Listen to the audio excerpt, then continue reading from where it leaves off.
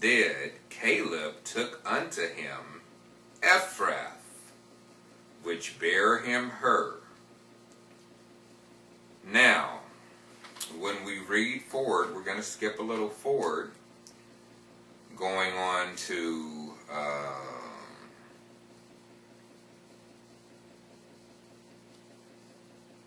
a coming verse, or we'll move around a little bit. We want to read a genealogy. Now, this is the genealogy that was, as we said, falsified.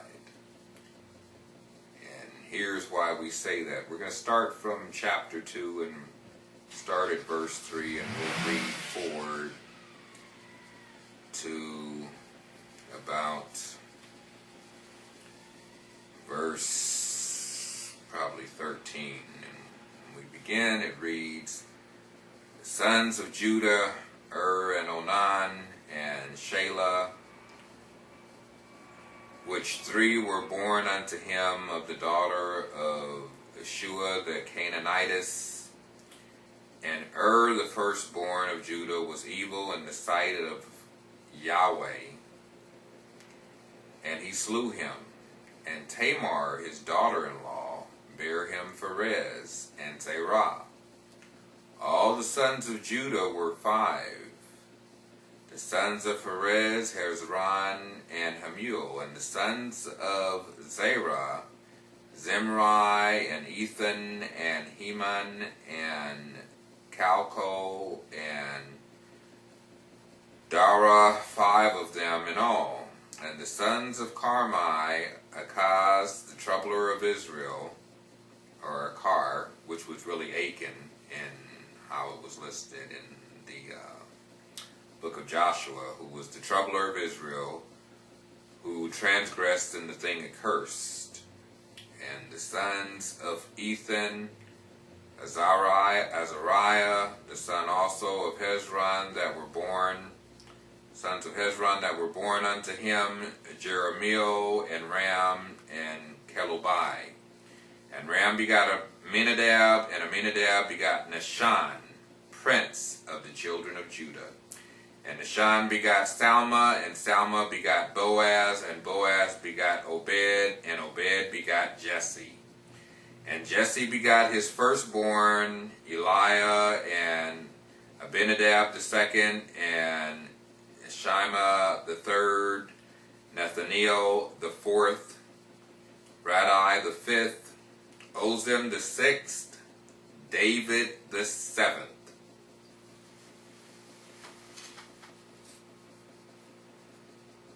David was not the seventh son of Jesse.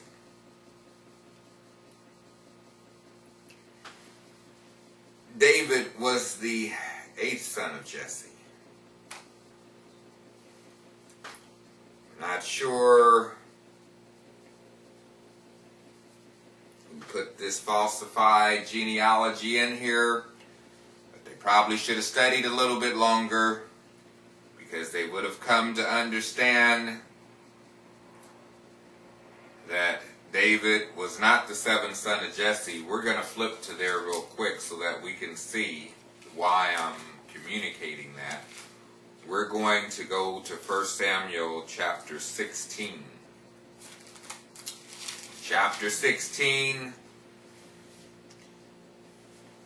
we're going to read from verse 6 like to verse 13, and it says, "And it came to pass, when they were come, that he looked on Eliab, and said, Surely the Lord's anointed is before him. But the Lord said unto Samuel, Look, and of course, look not on his countenance, or on the height of his stature, because I have refused him. For the Lord seeth, or for Yahweh seeth, not as man seeth. For man looketh on the outward appearance, but Yahweh looketh on the heart. Then Jesse called Abinadab, and made him pass before Samuel. And he said, Neither hath Yahweh chosen this. Then Jesse made Shammah to pass by, and he said, Neither hath Yahweh chosen this. Again Jesse made 7 of his sons to pass before Samuel, 7 of his sons to pass before Samuel. And Samuel said unto Jesse, Yahweh hath not chosen these. And Samuel said unto Jesse, Are here all thy children? And he said, There remaineth yet the youngest, and behold, he keepeth the sheep. And Samuel said unto Jesse, Send and fetch him, for we will not sit down till he come hither.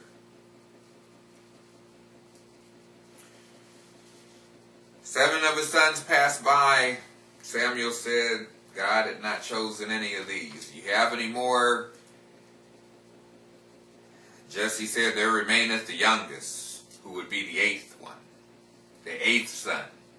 The youngest. The 8th son, not the 7th. Read again in chapter 17.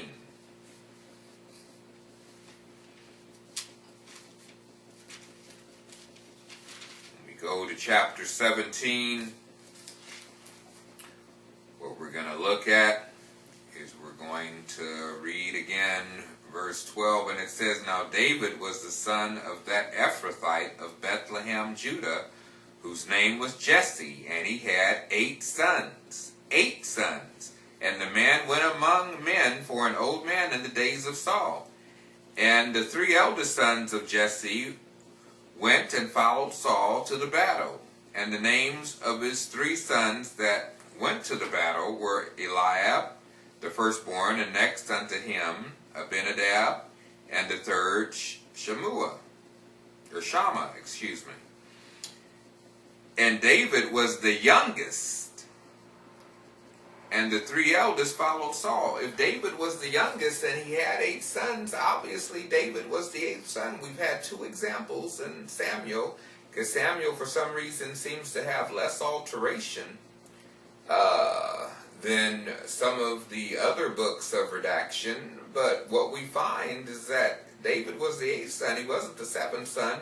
But this 7th son falsified chronology is interestingly the same chronology that we find at the end, which is where you find it most convenient for there to be redaction, just like we have in the book of Mark, in like the last 8 verses of the book of Mark in chapter 16. It was never in there. So a man made that up. That was never in there.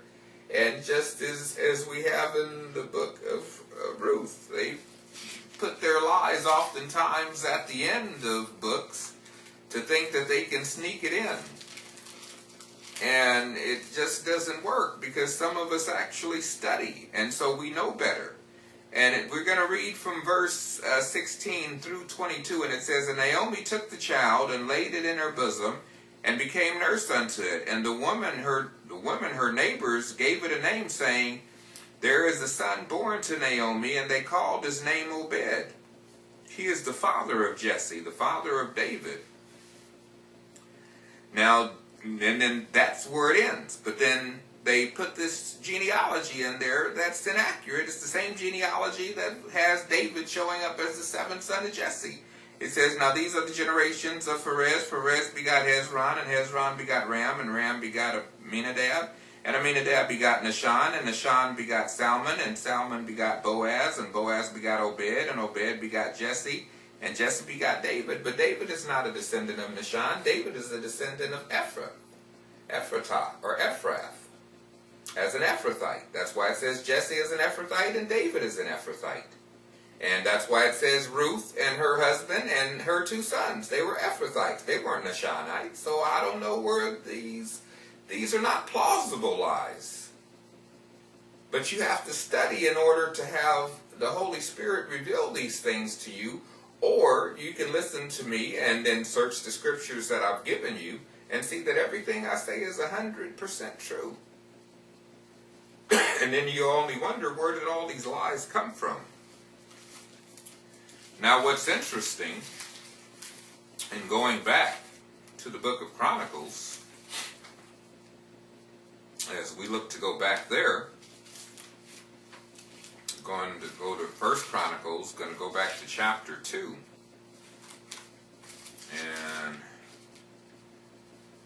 going back to chapter 2, we're going to start like at verse 50, and it says, "And these were the sons of Caleb, the son of Hur, the firstborn of Ephratah." Instead of Ephrath, they use Ephratah there. Hur was the firstborn. And then it says, "Shobal, the father of Kirjath-jearim. Salma, the father of Bethlehem."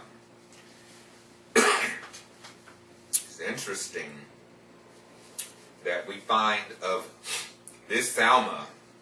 We had a Salma before who was, it says, "And Salma begot Boaz." My assertion to you is that falsified chronology is very inaccurate.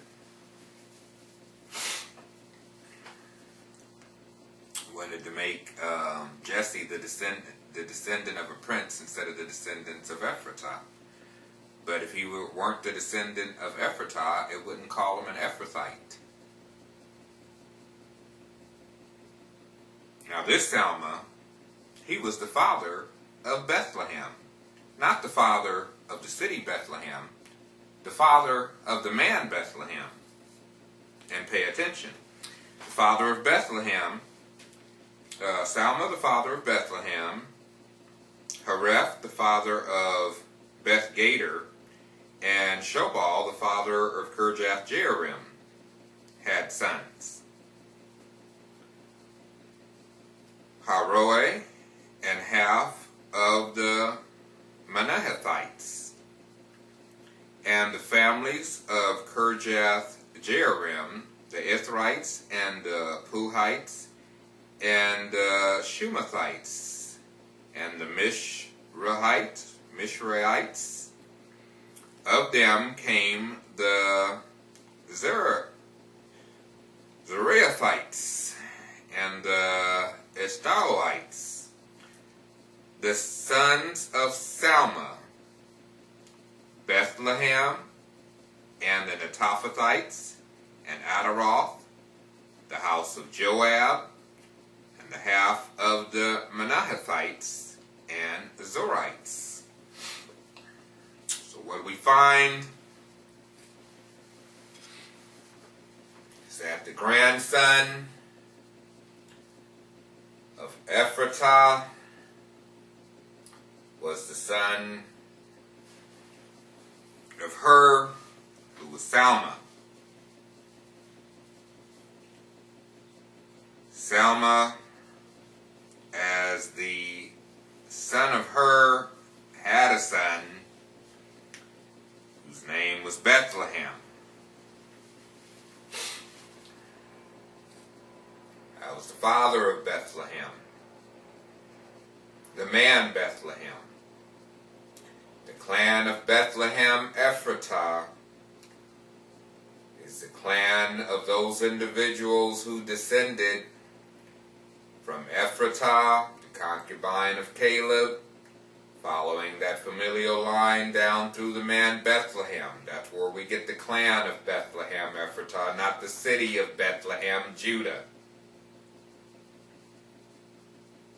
So I guess if we want Jesus to fit in the true genealogy of Jesse, the Ephrathite, and David, the Ephrathite, maybe he needs to have someone change his genealogies that are delineated in Matthew chapter 1 and in Luke chapter 3.